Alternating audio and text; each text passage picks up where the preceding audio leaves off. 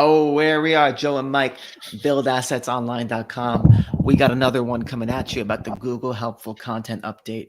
This is the update that just keeps on giving to people that are into the business of affiliate sites, niche sites, blog sites, whatever you want to call it. It's just decimated a lot of people's businesses. And based on the feedback we got from the last video that we did, the last live stream, we wanted to do another one because I want to give you some concrete tips on how to beat the Google Helpful Content Update with bad content. And I'm not saying like spammed out content or like just some complete BS. I'm being a bit tongue in cheek here. But the point is, I see a lot of people talking on YouTube and on X, Twitter, whatever. They're like, oh, go make your content more helpful. Go make your content more helpful. And really, while there might be some truth to that, if that's all you do, you're just going to be spinning your wheels, because as you're going to see in this presentation, that's not like a legitimate strategy to increase your income online, is going and making your content more helpful. You can make it more helpful, but that's only going to help if you do it in conjunction with other things. And these other things are things that matter a lot more, in my opinion. And we're going to focus on one of those things today. In my opinion, the most important thing, that if you don't have this, going and making your content more helpful is going to be completely useless. So cool. So I guess let's get right into it, and then we'll take some questions at the end. So here is going to be the core of today's presentation, is that branded search is king. Branded search is when, what is branded search? Branded search is when someone goes to Google and they type in basically the name of your website into Google. So they're searching for your branded search. That's the idea behind it. And from what I've observed, sites that actually have branded search, they typically don't get knocked down, especially in this update. And I'm going to talk about that because John Mueller, everyone knows this guy. That's like everyone knows him. He's like the press secretary for Google search. Like, he's like the head of, he communicates to the public about Google search. And one of the big things he said is that, they added all this stuff. They made big part of this update as how Reddit and Quora are ranking. And the reason they got the signal to do that is because people will type in stuff like best wireless router, Reddit, best cordless mouse, Reddit. So people are searching for the query on Google and then typing in Reddit. So that, whatever you think about that, that was a signal to them that Reddit should be moving up in these search results. So branded search, I'm just trying to stress to you that getting your site name searched in Google is very, very important. But it comes with a caveat, is can the average everyday affiliate / niche site owner / blogger use branded search to revive their site in any meaningful way? And I think the answer is, unfortunately, not for most people, because how are they going to do that? How are they going to naturally get people to search their random affiliate website, month in and month out in Google? I'm going to show you a couple examples of affiliate and or I guess you could say blog sites that have done that, but these are really the exception and not the rule of what you can do as an average person. So let's talk about 3 ways to get branded search. Number 1 is that you have an actual brand from social media that people search for you. And I'm going to show social media. Yeah. So here's 2 examples. Epic Gardening is a website. They actually sell their own stuff. I think they started as an affiliate site. This is a brand. They started, I think they existed, but they're part of like the Authority Hacker program. And they're commonly cited by Authority Hacker as, a great success story of one of their students. Now, as you can see, they have a ton of branded search. Epic Gardening YouTube, Epic Gardening Raised Beds, Epic Gardening Kevin, who is the guy on YouTube, Epic Gardening Store. Now, of course, we have this for Build Assets Online as well, but not at the same scale that we see here for Epic Gardening.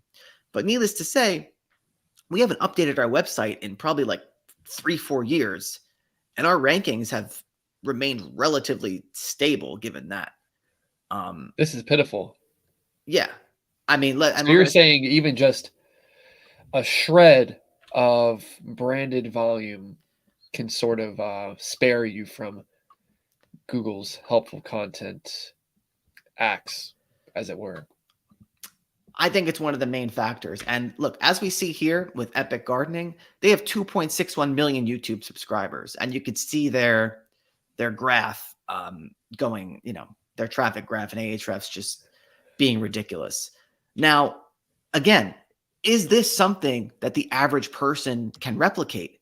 And if you're just getting, like, the answer is no. Like, this guy is very talented. He knows a lot about gardening. He's good in front of the camera.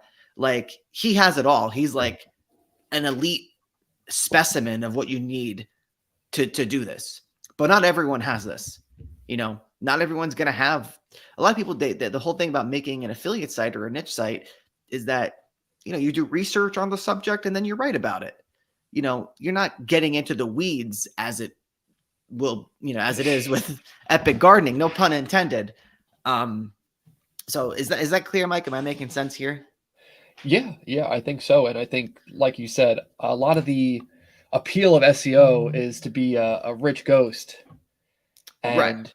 You just do the research and you sit in your basement and you're able to put up a site and have it, make money without having to show your face.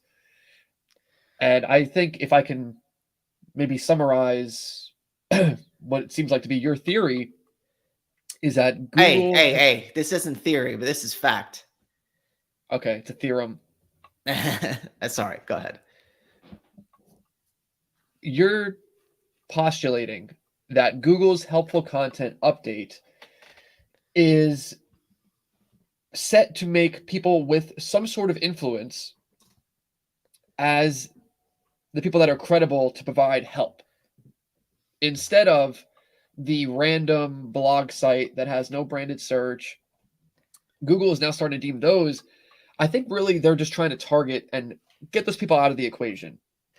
Right. Well, Google doesn't really know. Branded search is really just one of their proxies for how their machine learning algorithms determines if something is helpful or something. Right. I know it doesn't understand it, but it's using the idea of, okay, is there branded search to say, okay, then this is actually a helpful resource because people are coming back to this person or brand to seek advice, to seek information, and therefore they're maintaining their rankings, while these websites that don't have any sort of branded search, they're deeming to be not helpful. Right. Less helpful. Right. That's along the lines of what I'm saying here. And obviously, the title of this show is Beat It with Bad Content. Epic Gardening obviously doesn't have bad content. They're kind of experts in this whole thing. But I'm going to show you how you can, but build assets online. I would argue our website content is really not great, and our rankings have been stable. Not that I even care about them, but whatever. That's just that's just an example of what I'm saying here. Epic Gardening doesn't have bad content, in case they watch this and take it the wrong way. So, like I was saying, this Epic Gardening example is not a realistic example of what most people can do. It's just, they don't have the talent for it. They don't have the time. They don't have the resources. So let's just put this to the side. If this is something you think you can do, then by all means, go ahead and replicate Epic Gardening. Okay. Now let's talk about method 2, which in my opinion, this is a good method, but not the best method. We're going to get to the best method in the third section. So method 2 is to fake branded search with an EMD. An EMD is an exact match domain. And I've tested this actually. We have a couple EMD sites that, they're just test sites, but they rank, they make a little bit of money here and there. They rank for like a couple keywords, a couple low volume keywords, but they make some money. And let's talk about this for a second. This is a search overview on Ahrefs for the site Home Planetarium. And what site is ranking number 1? home-planetarium.com. And again, I'm not saying the content on this is bad, but this is basically a run-of-the-mill affiliate site ranking number one because they've faked branded search. And you know how I know they faked branded search? Because if you Google like best star projector, they don't rank number one. They get outranked by space.com.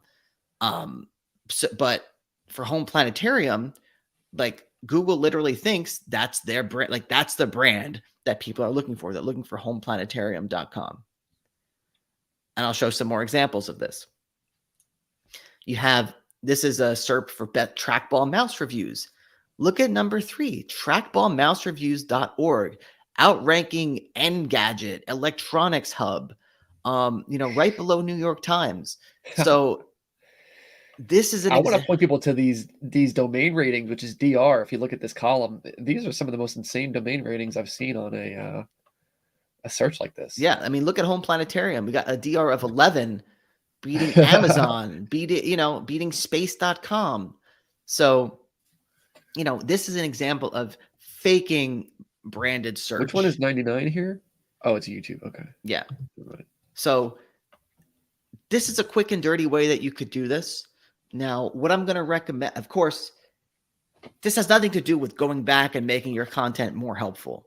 You want to make it would be nice if the content you have on here is helpful. That would be a great bonus. And I'm not saying you put up just total, nonsense.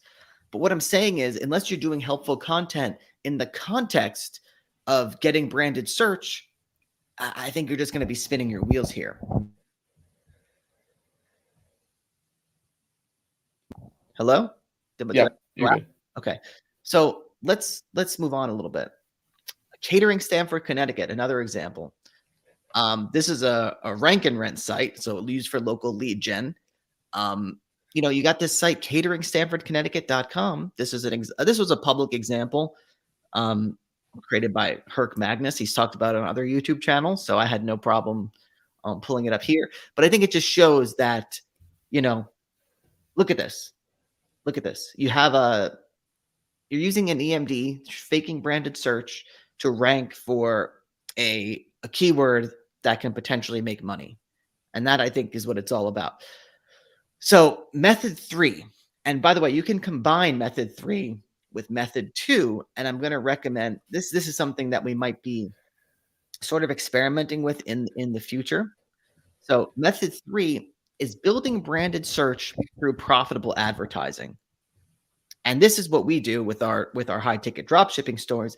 And this, in my opinion, is really the best way to do this. And I'm going to show you why. So if we look here, here's 3 screenshots from our drop shipping store that we've had since 2016. Okay. This is the ad spend for Google Ads. We're at 1.13 million in ad spend. This is just a screenshot from our account. Over 1 million clicks. I pulled up the Ahrefs search volume of our store name, 350. And Wow. Looking at the traffic trends over time, I'm not going to lie, is the content on this website the most helpful? Like, it's not different than any other website that I write. You know what I'm saying? It's like, content is content. Like, there's a minimum bar you have to set, is what I'm trying to say.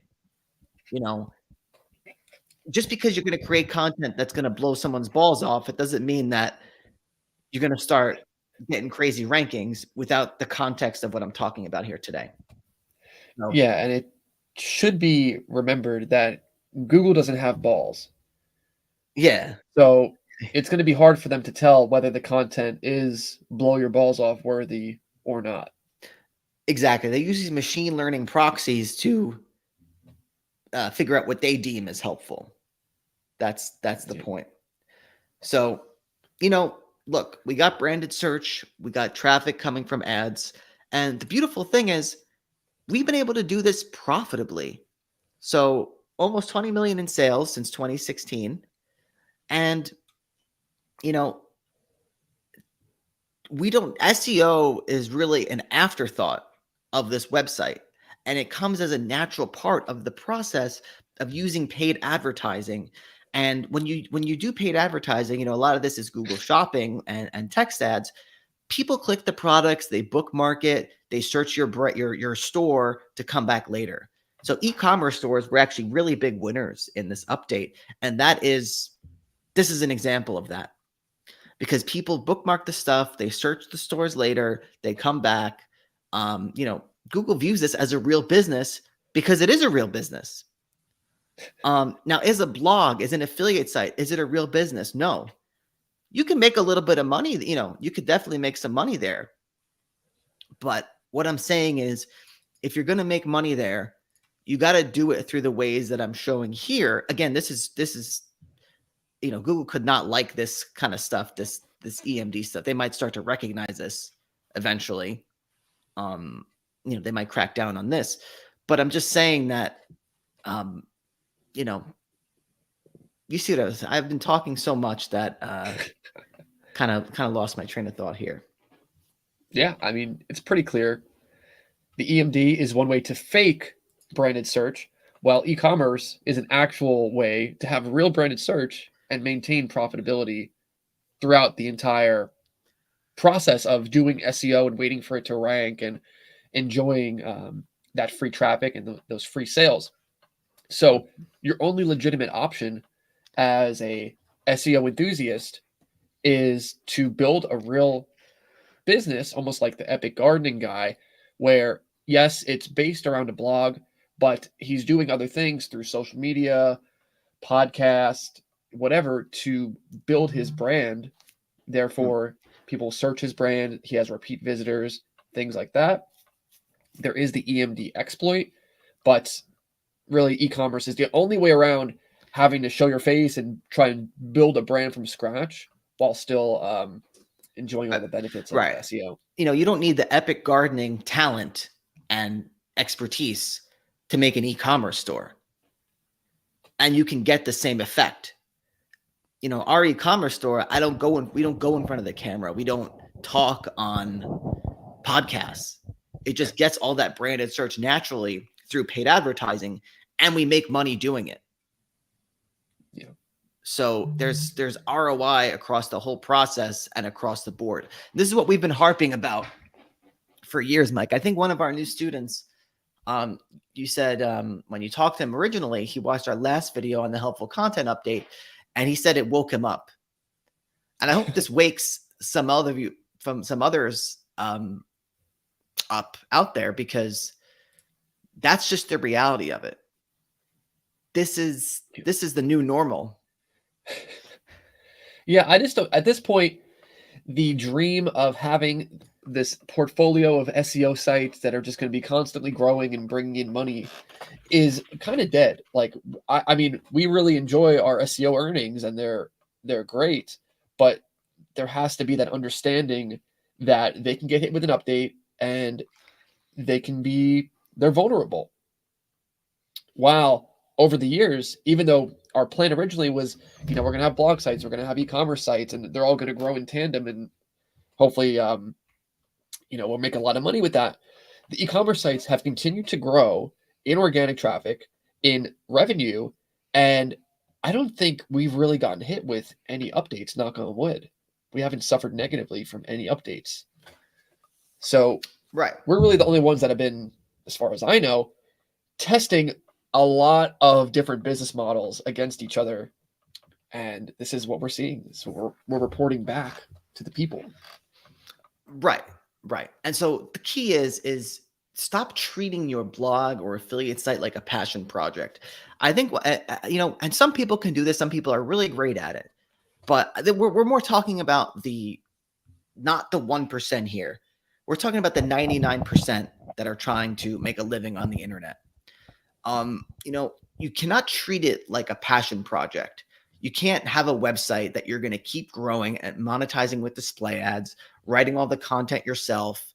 It's just not feasible, and you're going to be let down most of the time. What you need to be doing is creating sites that they're not necessarily unlimited in scope. Maybe they have a pretty big scope, but they're asymmetrical bets where it's profit first, rank later, or it's, okay, this site took me a few hours and now I'm just going to wait and I'm done with it. I'm not going to keep going back into it and spinning my wheels. That's, I think, what the message I'm trying to get across here is. And believe me, I've spun my wheels, until they fell off. I got a flat tire from spinning them. So Yeah. And really, I think the big issue is SEO sites lack, in many cases, the high ticket aspect of the online business criteria. And so, yeah, it makes it harder to make these asymmetrical bets when you, especially if you're writing this content all yourself, you're not using AI, and AI would be bad content, right? So, like, you're trying to be helpful, you're trying to write everything yourself just to potentially make pennies from an affiliate commission or from ads. So, you don't have that same bet of time investment versus ROI.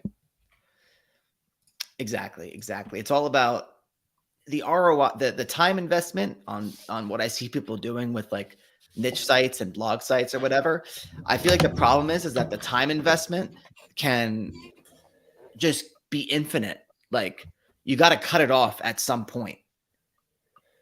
Yeah, I think that's actually a big revelation because SEO, yeah, it can be extremely valuable. It can be extremely lucrative. And of course, these are assets you can sell, but you have to be strict about the time that you're putting in, given the volatility of it and given what the output could be when you're making, small ad revenues and small affiliate commissions. And that's really the big problem. SEO is an infinite game and can take up an infinite amount of your time, and it's just too risky to play it like that because, again, you're not making thousands per sale for most people.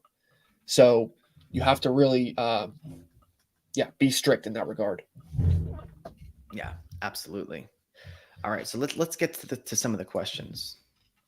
We'll go from the top. Can you explain about your site with 250K pieces of content? Saeed asked this. Is this kind of programmatic SEO? How long do you have this website? Um, so yeah, I've had the website probably since 2019, probably 2020. And it wasn't until like recently, I started May 2023 adding the content.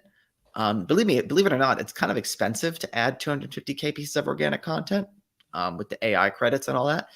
So yeah, it is programmatic SEO. I'm not targeting keywords with volume. Just going off of almost like a database that I created, and the website already had a bit of traffic coming in.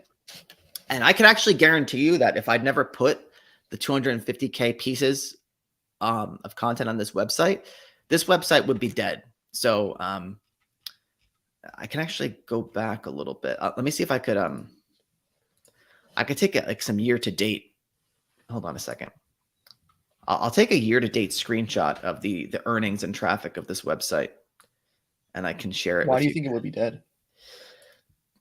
Because the pages that got hit with this helpful content update were not the 250K pieces of AI content, but rather the content that was written before that. So, And you think that's because those ones that you spend time to have a writer do or whatever were more competitive than just the no search volume AI articles that they're going to stay ranked because there's really no one else to compete for those queries? yeah, absolutely. Absolutely. That's kind of the key here is like, I don't have branded search on this site, but I do have a lot of queries that no one is going to serve up because there's just no search volume, and they're not going to have the I guess the resources to create them in the way that I did. So yeah, exactly. So I'll actually pull up some screenshots for that in a second. Let me just prepare them. Do you want to take the next question, Mike? Or is there even any more questions? Well, we got GC here asking, I think the real question here is whose chair is more comfy? Mike's looks awesome, but Joe's has that comfy classic mid-century modern vibe.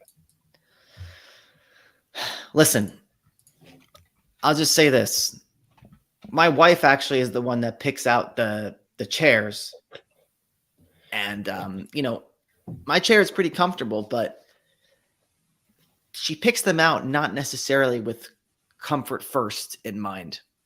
Let's just say that. But this is not bad. Yeah, I mean, this is a decent chair too. But I think really you're maximizing comfort with the blanket. Yeah, I definitely supplement how comfortable the chair is by having a blanket in my lap. The blanket isn't even supplementing your bottom half. It's just over the top, providing mental support. Yeah, it's like a mental crutch. Okay, that's good. Game control. How quick do EMDs generally rank given a monthly search volume of 2,000? I mean, I think that's not going to be the main criteria of is an EMD going to rank. I think it's going to just come down to competition rather than search volume. Yeah, exactly. And it's also going to depend what you do to it after. Again, if you have the EMD with good, helpful content, that's going to help. But yeah, it's going to come down to competition, not necessarily just search volume. Obviously, the higher the search volume you get, the more competition you're gonna run into. So, well, if it's like a lawyer keyword or something like that, then that could be a different story. But yeah, I think, and also going back to what I was saying, if you can combine, so this is a bit of a paradox. I think this is going to be something we're going to be adding in our course update. But when we do supplier research for our high ticket dropshipping stores, let me just hide this for a sec. We have a very specific method of picking a domain, and that's how we get suppliers. That's how we get a nice supplier list. That's how we ensure that we're not going to fail. But I don't want to confuse people with this, but there can be a play where I think if you have an established track record of products that you have suppliers for, you could potentially do an EMD play with that. And then you're really combining the best of both worlds, because you can make an EMD high ticket dropshipping store with verified products that work. Yeah, obviously, if you're going to do an EMD for high ticket dropshipping, you're going to be very, very limited in the ability to branch out. Like you can't you can't be homeplanetarium.com and then go start selling, I don't know, greenhouses or something. It's just not going to make sense. But Joe, my gripe with the EMD as well, even if it is something, I don't know, my main gripe with the EMD is the branded search. You're actually not going to be able to capitalize on the branded search for your store that has the real intent of somebody looking for your store. Does that make sense? Well, not necessarily, because I think what would happen is, say you were getting a site that was like, I don't know, say it was like buytelescopes.com or something, and that was a keyword that had, like, say 100 search volume, and it was clear your website was buytelescopes.com. You had that in your logo.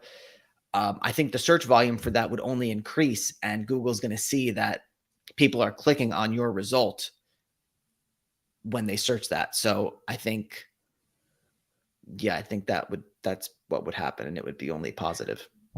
Something like that where the search volume is low, I think it'd be less of an issue. But my point is that you're not going to be able to distinguish those really, really high intent searchers who are just looking for your specific website to buy versus the people that are just searching buy telescope because they're looking to buy a telescope and they don't really have huge intent.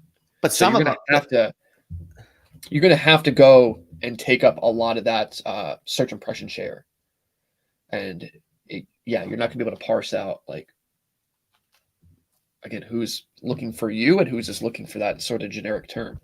Whereas with like our own brand, when someone does that branded search, obviously there's not going to be people competing and we're going to show up everywhere, but like that's a extremely, extremely profitable campaign to run. Right. Yeah, I guess you're talking from the paid ad side. Hard to say, really. Yeah, I guess your campaign would be less profitable because you'd have people coming in that don't have that super high intent. I definitely see what you're saying there, but I think maybe it's worth sacrificing the profitability of that one campaign to get the other benefits of the EMD. I don't know. We haven't really done this Yeah.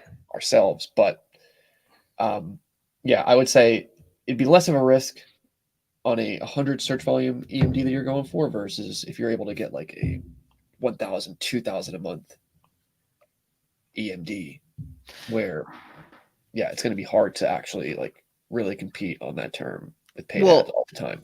I want to talk about, and I think this goes back to our point before, Mike, is that if you do this high ticket dropshipping EMD project as kind of like a side thing that's not unlimited in scope, and say, let me be honest here, I could if I was going to do this, I could make this store probably within 24 to 48 hours, and it's done, and I'm not really doing much else to it.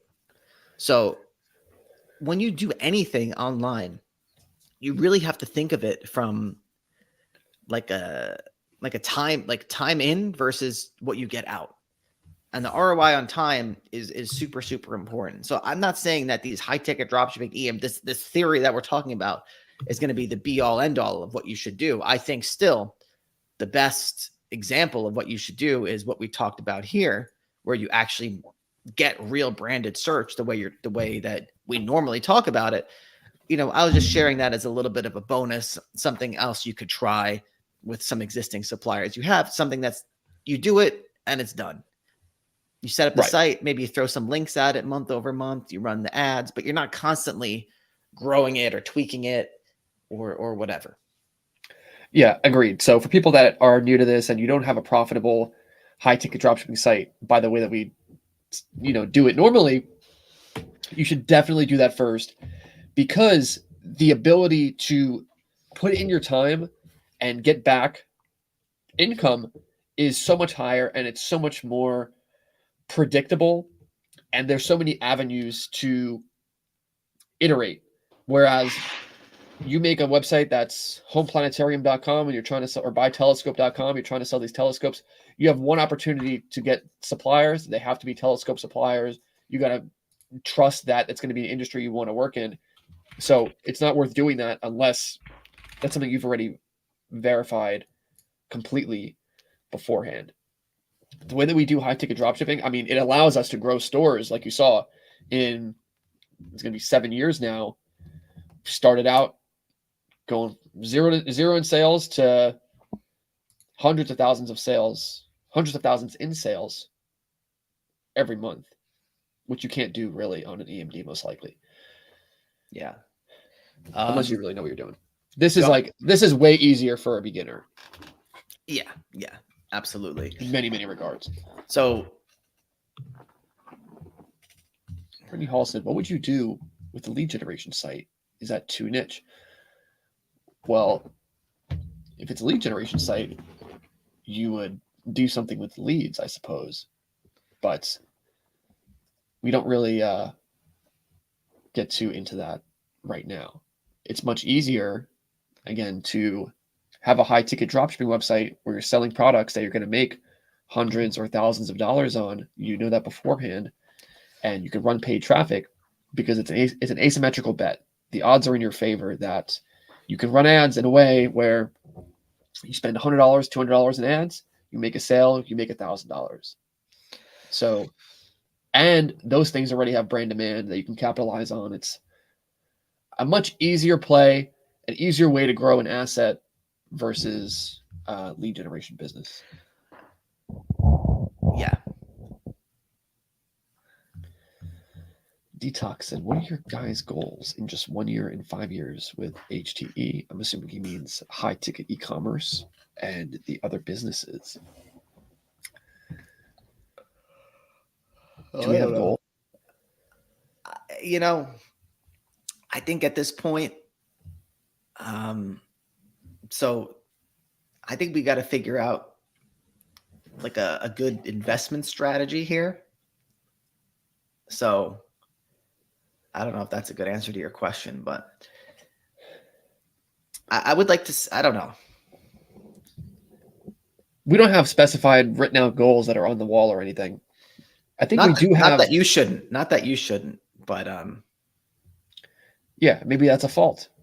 Maybe we should say we want to get to 10 million in assets by the end of 2024. Maybe we should say that. Maybe that would be helpful for us. We do, I think, instead of goals, we have a lot of systems. So whether it's kind of what we do now, and we'll see if this persists. We try and set 90-day goals. So we're going to do certain things and we're just going to do it as much as we can for like 90 days. And then we'll look back and we'll evaluate after that. Because there's so many things we can do all the time because we have all these businesses that are sort of grown. And when they're grown, when they're profitable, opportunities just kind of present themselves. So like 5 years from now, yeah, we could set a goal and maybe we should, but even the plan to get to that goal, it has maybe a 1 to 5% chance of actually being what's going to happen. 5 years ago is so long in this world. 5 years ago was 2018. Yeah. I don't want to be working in 5 years, to be honest with you. At least not in the way we are now. I think what we're trying to, I think for 5 years, I would like to have investments and bank accounts growing on complete autopilot. Yeah, and maybe that's kind of the system that we're chasing. Like we're doing things, we're testing things, we're taking action so that we put ourselves in a position to really, we're going to find out what's going to grow our income the fastest with the least amount of effort and the least amount of risk. And we're sort of just testing and iterating towards that point. GC, how's the land business going, gents? How many mailers are you guys sending a month these days? The land business is going great. How many mailers do we send a month? I don't have a good number. I'm going to try and make it more consistent, at least 5,000 a month, because what we would do is we would send out a mailer and then sometimes it would do really well. And then I would forget to send mail for like a month or two because I'm just chasing all the leads from that first or that hot mailer. Shout out to Joe for sending out the hot mailers. So yeah, I'm going to try and stay consistent at least 5,000 a month because we do have a full-time employee that works inside the land business. So it creates an incentive to actually keep them busy. And yeah, I mean, in the land business, I think if you're sending out that much mail, at least it's hard to not be successful. One thing I want to add here is that, well, it's not really too relevant to well, yeah, it is.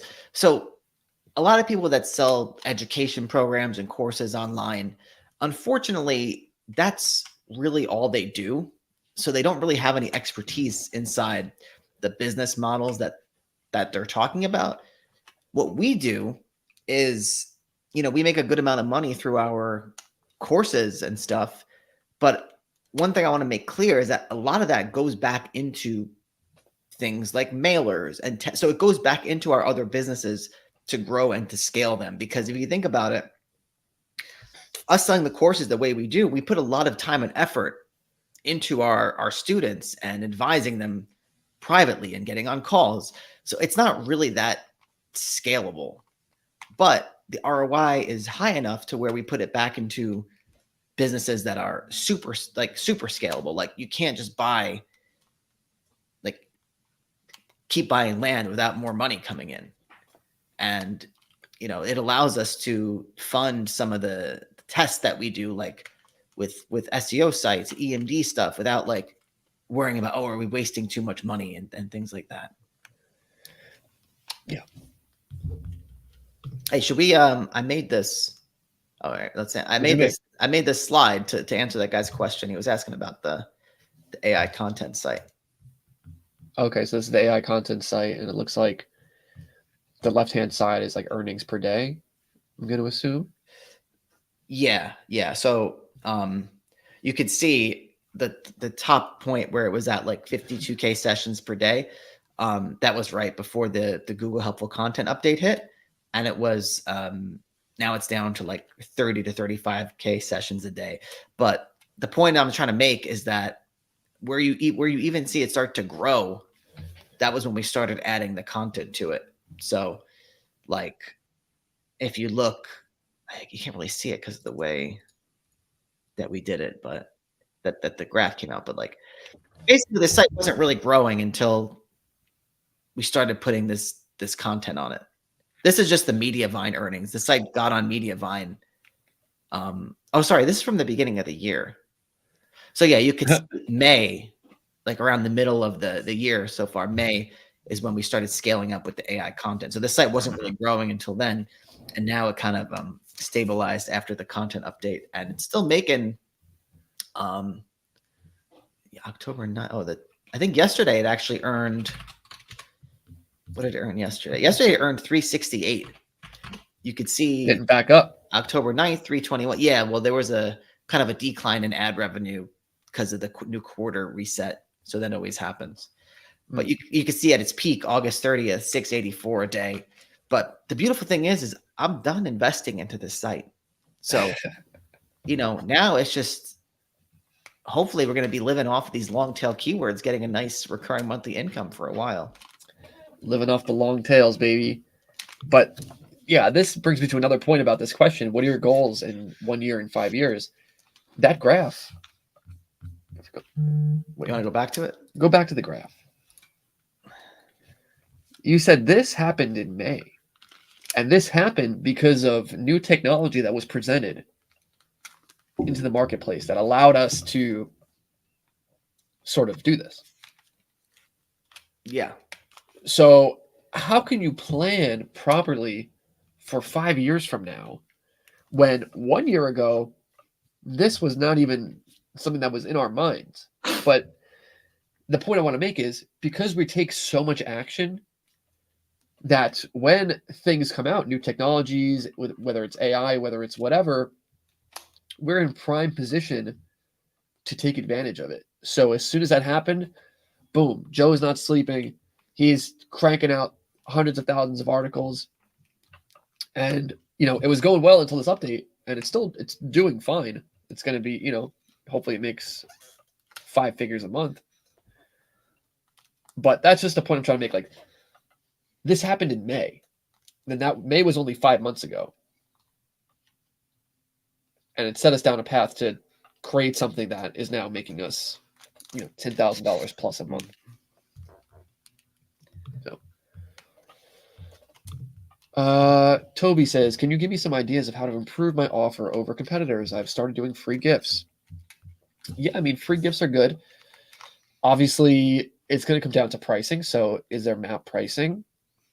It's going to come down to competitors. Like how many are there? What does the scope of ads look like?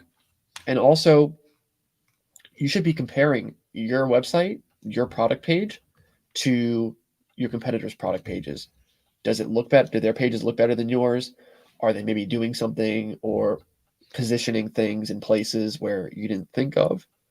You have to go through it with a fine-tooth comb, depending on how competitive it is, and really be picky about that type of thing. And of course, there's going to be some stuff that is just too competitive to make it worth your while. When it's 50 people all competing on the same product and there's not good margins or whatever it is. So, you're not giving me much information about, are you even making sales with this? Is it a good product for you to sell? And that would kind of determine how much effort you can put into it. Because you could also just kind of set it and forget it and then get a better supplier where there's less competitive product types. Where do we go here? Also, Mike's chair is better for taking it easy. Mike wins. The blanket is cheating. Yeah, I guess. I don't know. We haven't done like a test side by side. Khalid said, suppliers are giving me trade buying agreements instead of dealer agreements where they only give me like a very low discount, 7.5%. What do you do in this case? Love you guys, by the way. We love you, Khalid. I guess you should tell me, where are you? Where are you doing this? And it seems unlikely that multiple suppliers are all giving you trade buying agreements and they all have really low discounts. I don't know what a trade buying agreement is. And maybe it's like it's like you're selling furniture, it's like an interior designer discount, like someone who's actually involved in the trade. So yeah, if you can give some more info, then that would be helpful. I did, not that this is relevant, but I did another interesting test. I heard this from Charles Float. I don't know how well this is going to work, but I took another one of our AI test sites. The one that I did another video on this one, it's making like probably $30-$40 a day. It's not as big as the 250K one. Nothing to sneeze at. Yeah, but I used this WordPress plugin. I think it's called GT Translate, and I basically it automatically makes it in like 12 different languages.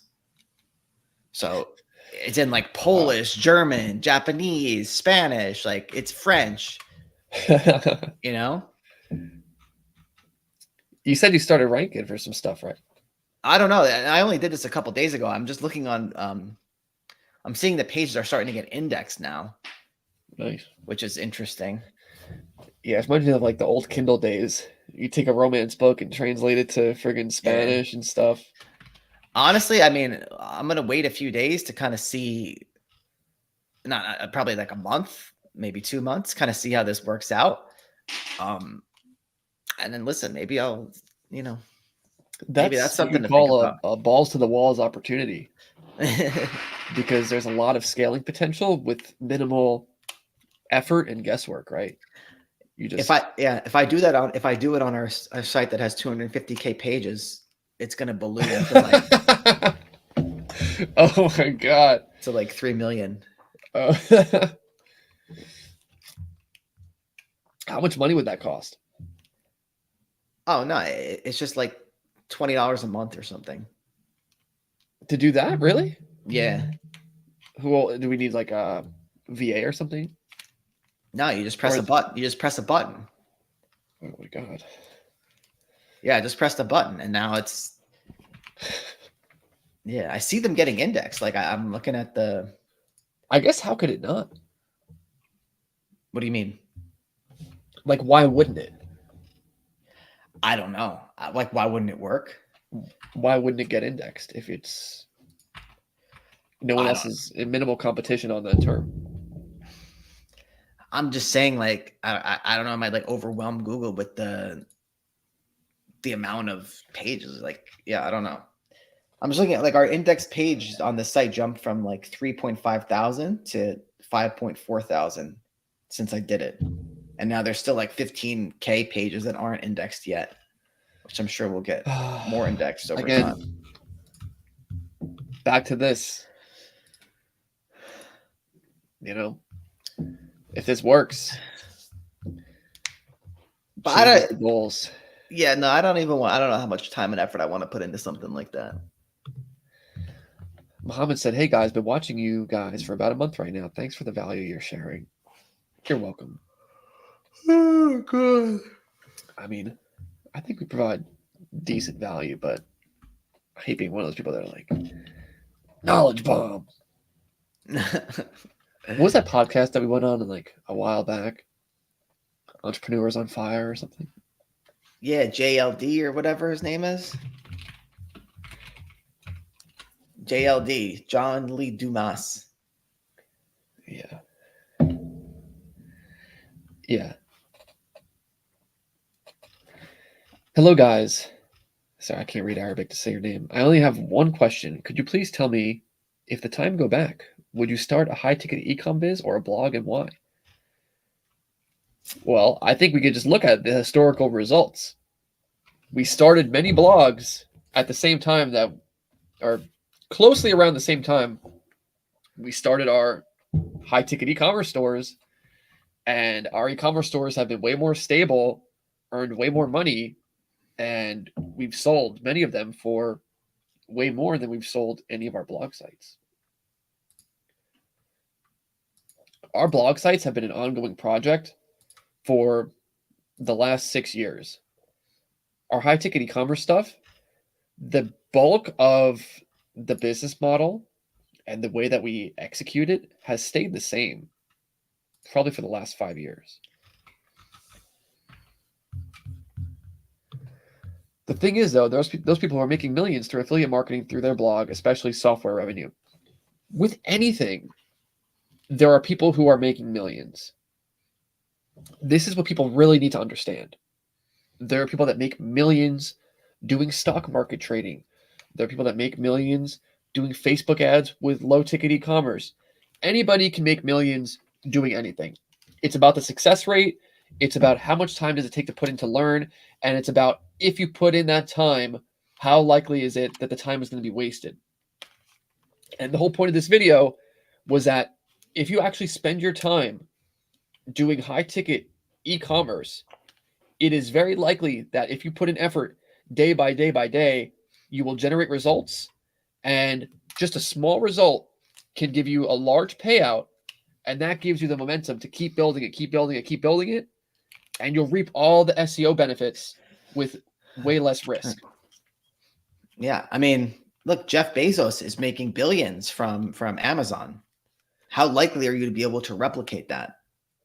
You know, there's business, the way when we talk about things, it's in the context of there are business models that are easy and business models that are super, super hard. Business models that require more risk, more expertise, business models that are asymmetrical bets that require less money, less risk, less expertise. So that's the lens through which we try to view everything. Yeah. Yeah, you can find someone being successful in any avenue. It doesn't mean that it's something that's likely to bring you success. Mohammed said, I'm currently in the process of onboarding suppliers. That's very cool. Brittany said, thank you guys for the helpful info. Mark says, how has Google Ads changed over the years in terms of costs? Stable, question mark? Well, Google Ads has changed in terms of their interface a lot. In terms of costs, I think it's just hard to say because over time, you know, we're trying to grow our businesses, which means we're going to be upping our bids based on what's working. So from our perspective, it's hard to actually assess that because our bids are changing throughout time. Yeah. I mean, it's probably gotten a little bit more expensive, and that's just a matter of inflation and people coming into the market. And $1 5 years ago was worth more than $1 today. So you got to take that into account.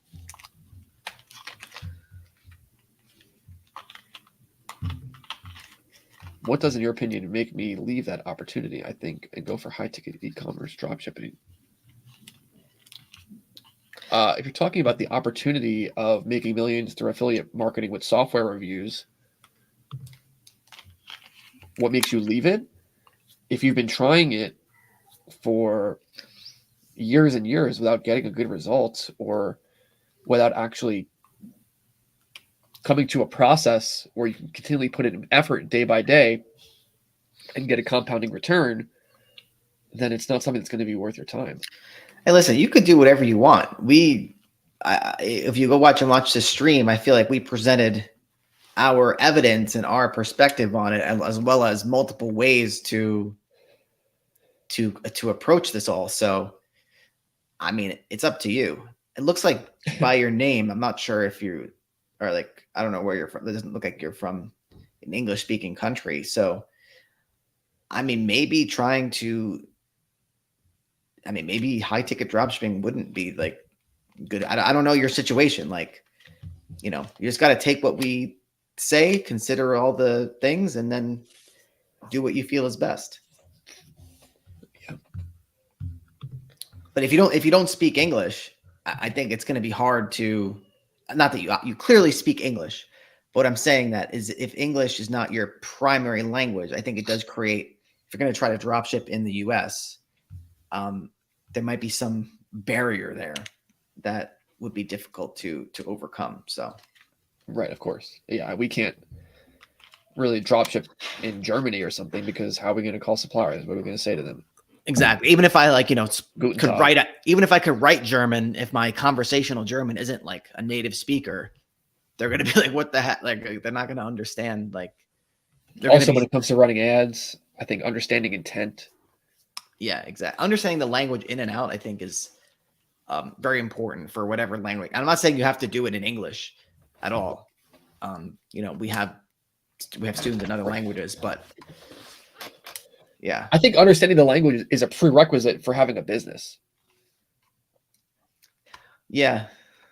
Well, you could get Like away Dave with Ramsey it. says, "Do what you know," right? And if you're, think about it, if you don't know the language, there's going to be so many nuances to everything that you do that it'll make you way less efficient, and you're not going to be able to execute things as well as somebody that is a native. Like, just for example, with the ads, like I was saying, if I wasn't a native English speaker and I'm trying to do Google ads and look at search terms, and I can't really think of a example right now, but there's so many search terms where Google shows you for something, and it seems Google thinks it's relevant, but when you actually examine it and you understand the product and you understand what these words really mean, it's not as that relevant. And so you can waste a whole bunch of money on terms that aren't relevant, and you don't understand that fully because you're not a native speaker of the language.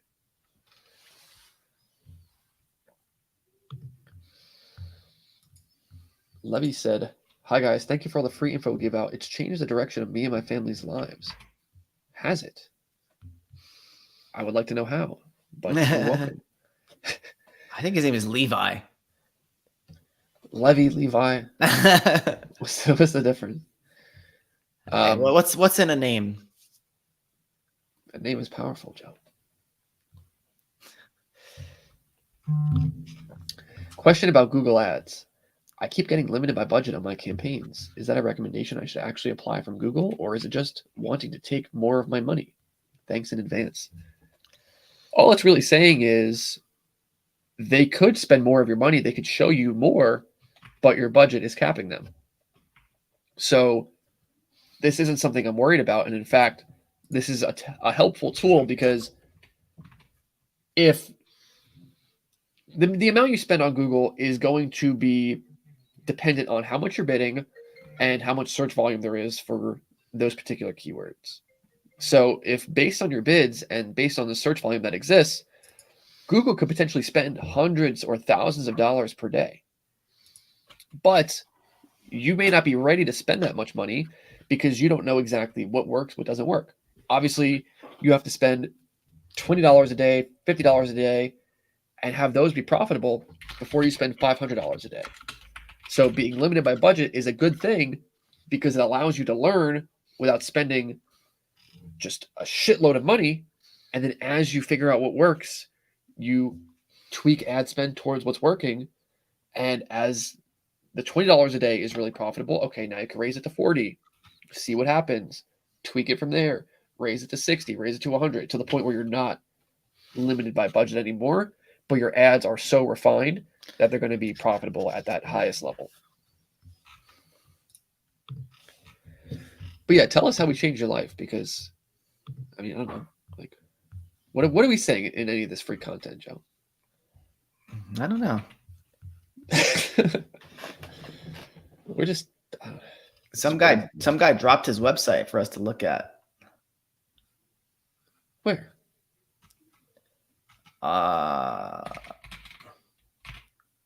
Khalid 1228. I guess 2 questions down. I gotta go in like 5 minutes. Oh shit. All right, how about this then? What AI software are you using to pump out these articles? Byword and Koala. Okay. Do speed answers here. With what's going on in the economy, would you recommend people to aim for more necessity products rather than want products?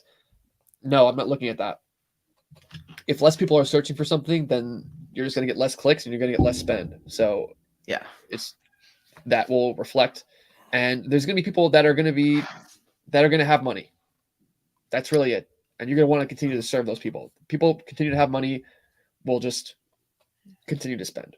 And again, it comes down to how much time are you putting into your website. If you can train yourself to build websites quickly, call suppliers quickly, understand Google ads, do everything fast. Like, who cares if something dips 20, 30% when you can build something else? Or just get a new supplier. Yeah. What would you do if almost all the suppliers rejected us with a store like mine? My Garage Supplies. Should I pivot to a broad store? No. That store is broad enough. Is this guy one of our They're probably students? rejecting you for a different reason. He's saying he got the trade agreements and 7.5%. Yeah.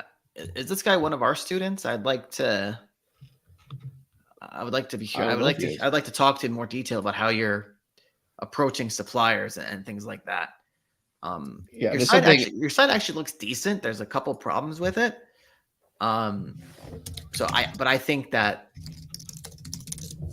I think it's got to be how you're approaching and talking to them. So I would like to. I mean, your site is way built out for someone that has 0 suppliers. So, I would like to talk to you more. I don't know if you're in our program or not. He has a shitload of brands on here. So I don't know if those are fake or what. Maybe that's why they're rejecting you. Yeah. Yeah, if you're calling them and their brand is already on your store, they're not going to like that, first of all. So Joe's got to go, so we'll end it with that. Got a new supplier who has 20% margin, got branded search, $18K a month, $500 products. I think there is good opportunity to scale it, but there's quite a bit of competition. How can differentiate? Well, yeah, if you're offering a free gift, I mean, if there's $18K a month branded search for that product, then there's going to be a lot of SEO potential. So that's a whole separate aspect of it. If you go to buildassetsonline.com, check out our coaching program. That's something we work with people a lot on. And, our free content is one thing, but when we actually work with people, I feel like that's where we provide, honestly, 1,000 times more value, because everything we say here is kind of just generic fluff. The real value is when we're working inside of a business and giving you step-by-step instructions to get you to an actual goal, or step-by-step instructions for creating a real business. Well, I think even with our paid content, I think one of the biggest problem is that people might take something that we say and I think we give a lot of value in this free content, Mike, but the big problem is, whether they're watching the paid content or the free content, is that it always shocks me how people will take something that one of us said and harp on it. And it was such a small detail that we mentioned in one of the videos, and oh, I'm not doing this because you guys said this, or something like that. So having the ability to talk to us and just to say, no, what I really meant was this.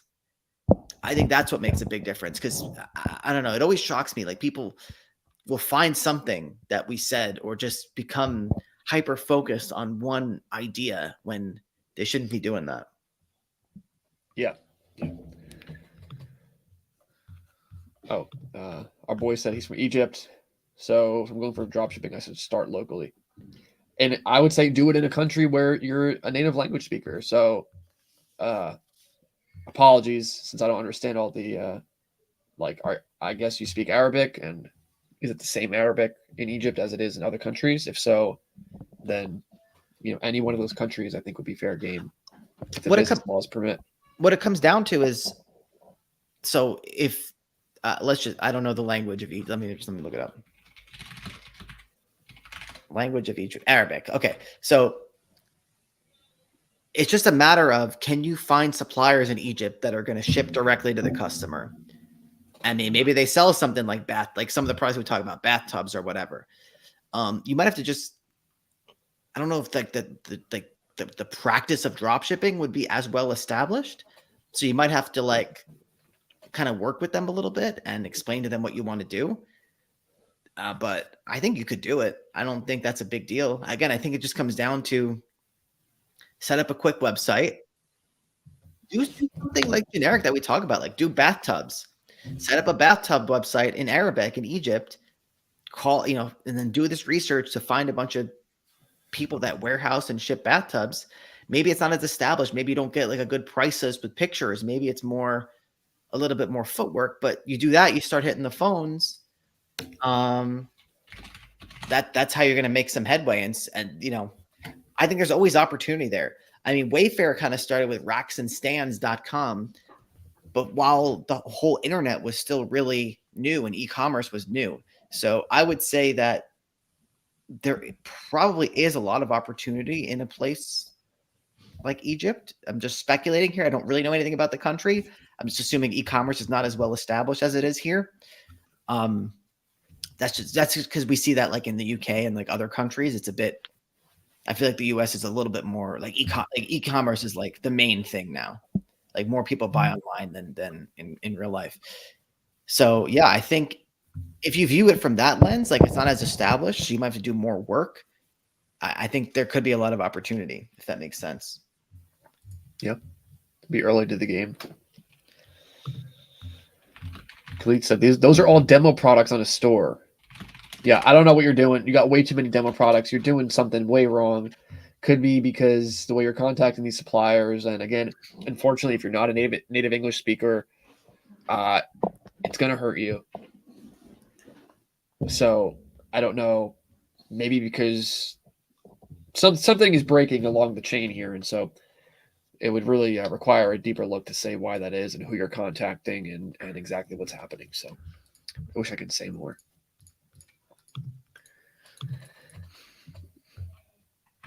Levi says, any chance you guys bring back the monthly elite fleet? No. So if you do want to work with us, you got to go to buildassetsonline.com and apply, and we'll see what's going on. Because listen, our time is limited. We want less students, better results. Because our free content is one thing, and I'm extremely happy if it helps people. But our step-by-step programs and our coaching, that's just another level. So hopefully if you find value, in this stuff, you'll find a lot more value when we can give a lot more specific, tailored advice. So Joe, are we ready to wrap this up here? Yeah, he said he applied. He didn't get a response, but yeah. I'll have to investigate that. But in any event, Joe, Mike, buildassetsonline.com. Hope you guys enjoyed the content today. Hope you guys realize the best way to create a brand and to avoid being penalized by these helpful content updates is through high-ticket e-commerce. So that's it for today. You could take it or leave it. But as always, take it easy.